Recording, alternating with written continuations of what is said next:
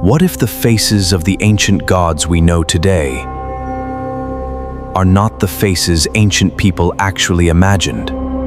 Look at the gods in museums, books, films, and popular culture. Their faces seem familiar, but ancient civilizations did not all see divinity through the same visual language we use today. And this is where the story becomes complicated, because the evidence does not give us one simple answer.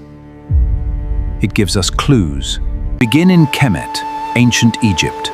Here, gods and kings were represented using a sophisticated visual system in which color could carry religious meaning. Osiris, god of the dead and regeneration, was frequently represented with a dark complexion, an image strongly connected with death, fertility, and rebirth. For Egyptians, black was not simply a description of human skin. It could evoke the fertile black earth left behind by the Nile.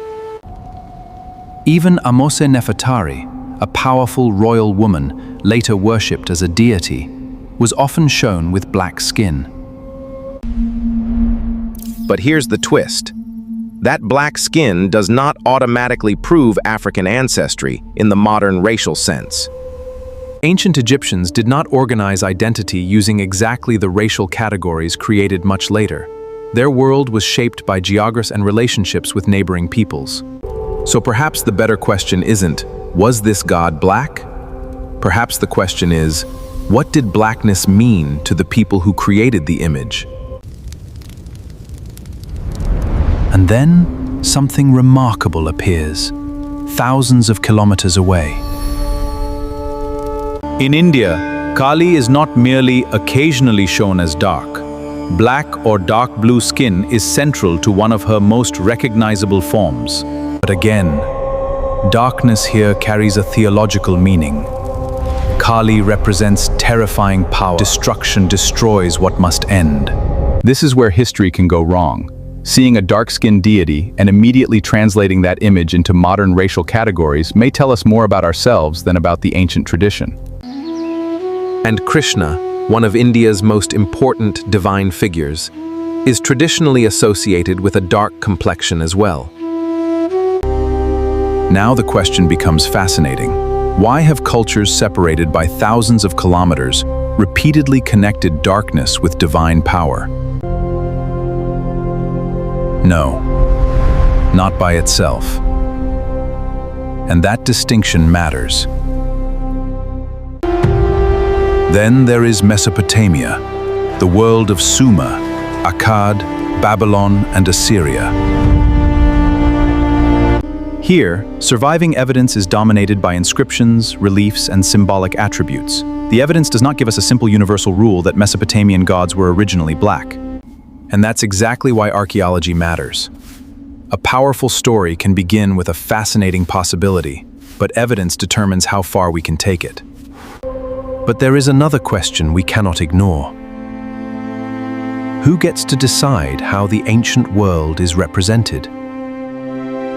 European colonialism did not invent every ancient image, but European scholarship developed inside societies deeply shaped by imperial power. And modern scholarship has increasingly examined how European ideas about civilization, race, and superiority influenced the way antiquity was interpreted. So there is a real history of colonial influence on knowledge, but that is different from proving that Europeans secretly changed every ancient god from black to white. That claim is dramatic, but history demands something more difficult. Show us the evidence. And then we encounter one of Europe's strangest religious traditions.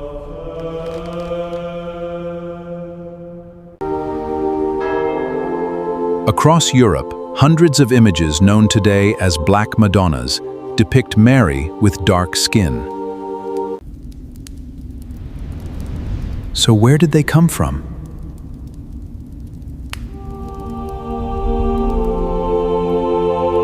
Here, again, there is no single answer. Some images appear to have been intentionally made dark. Others became darker through age, smoke, pigments, or later alterations. Some writers have connected Black Madonnas to older African or pre-Christian traditions. But historians have not established one universal African origin for every Black Madonna. What we can say is that dark-skinned sacred images became a real and enduring part of European religious culture, and their meanings changed across centuries. And some sacred images were later repainted, altered, or interpreted differently.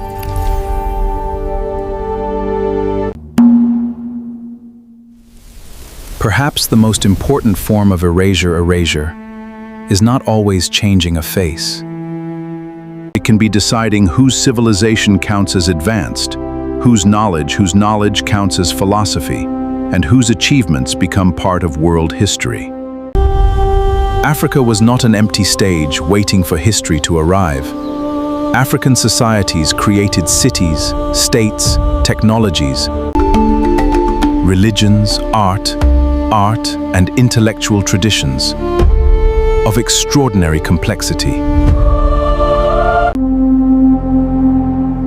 And we don't need to exaggerate the evidence to make that history powerful.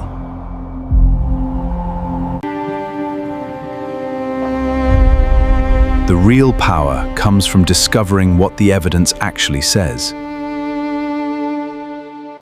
Maybe the real mystery isn't whether every ancient god was black, but why we expect the ancient world to fit modern ideas of race. Maybe it's why the modern world is so uncomfortable with the idea that ancient people imagined the divine in ways that don't fit our modern categories.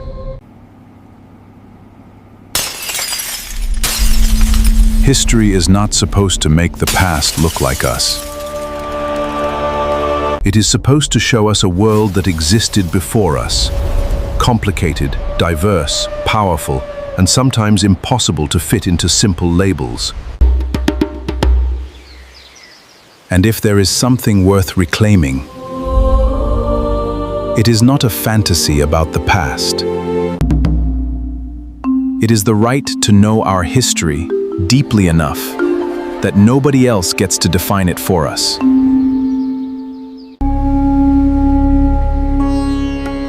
The faces of the gods may not tell one simple story about race.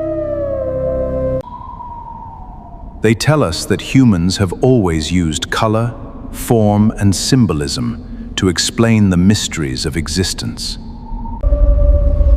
So the next time you see an ancient god, don't just ask what color you see. Ask what that color meant to the people who created it.